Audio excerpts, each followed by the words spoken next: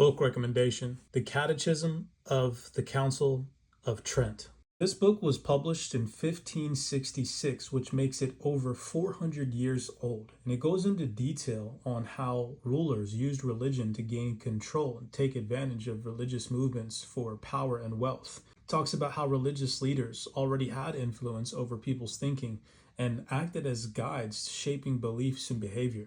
The leaders of the movement against the church were ecclesiastics, who before had been acting as the people's guides and whose influence consequently could not easily be ignored.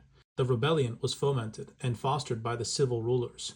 Taking advantage of the disorder, saw in rebellion a coveted opportunity of gaining absolute control over the people and of confiscating the immense wealth of the church, and hence gave to the religious leaders a support without which the revolt everywhere would have failed utterly. Furthermore, there was the recent invention of printing, which enabled the heretics to circulate broadcast their perverse teachings, thus confusing and deceiving the minds of the simple folk. One of the most pernicious features of the multitude of the catechisms which the sectaries circulated far and wide was that their errors were so veiled under the semblance of pity that the unsuspecting faithful were deceived with incredible facility. Pope Leo XIII, in an encyclical letter of September 8, 1899, said to the bishops and clergy of France that this work is remarkable at once for the richness and exactness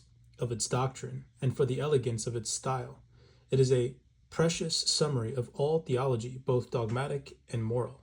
He who understands it well will have always at his service those aids by which a priest is enabled to preach with fruit, to acquit him self-worthily of the important ministry of the confessional and of the direction of souls, and will be in a possession to refute the objections of unbelievers.